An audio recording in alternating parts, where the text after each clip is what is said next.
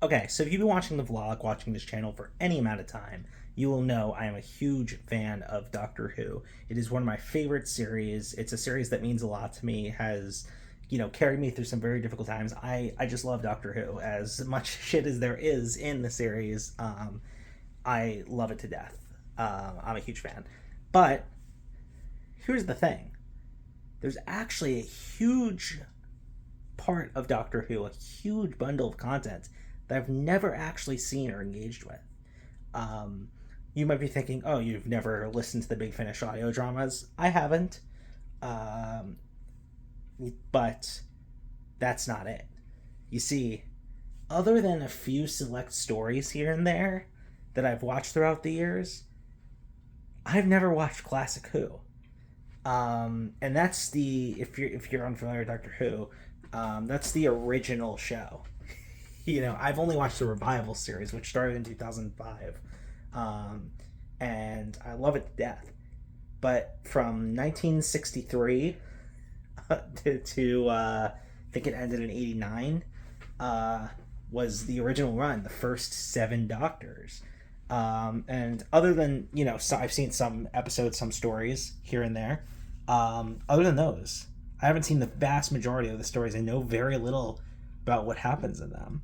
So I thought, rather than just watch it, might as well make content about it, baby. That's right. We are going to be starting this series in which I watch all of Classic Who.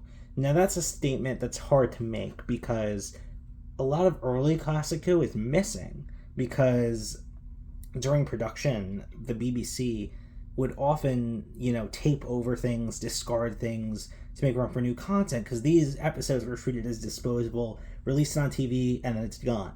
Like, we're done with it. We're never going to release this again. There wasn't really home media at the time. There wasn't VHS yet. So it's like, they didn't really have any intention of preserving it. So a lot of, like, some stories are, like, completely lost to time. So I'm not going to be, like, chasing down, like, film scrolls to the end of the earth or anything like that. No. I'm going to be watching what is available on BritBox, which is the streaming service that currently carries Classic Who. I've been subscribed to it for like a year because I've been meaning to watch Classic Who. I just keep saying, oh, I'm not going to unsubscribe because I want to watch it next month.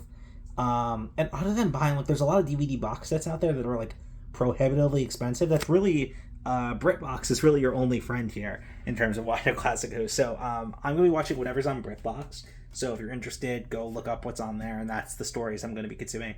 I think they have the majority, if not all, of the non-lost, like recovered stories. So there's like some stories. I may chase them down. I may change my mind, but there's some stories that were like thought to be lost that were recovered, and they were like the audio was taken and they were animated over, or they were turned into audio dramas. But I think they have all of the like fully intact stories up on BritBox. So I'm gonna be going through all of Classic Who, starting with the first story, An Unearthly Child. And I'll be recording my thoughts on all of it, and you will see me as a journey. Oh no, things are falling. But you'll see me. Maybe that's a sign I forgot that I shouldn't be doing this, but I'm crazy. I'm doing it, baby. And you will see me follow my journey as I go through classic Doctor Who and give my first thoughts on some of these like very early Doctor stories.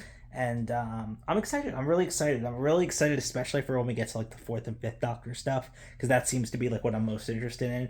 But you know what? We're going through all of it, baby. Starting with William Hartnell, the first Doctor. So hope you guys join me on this journey as I share my thoughts through this adventure. So yeah, that's about it.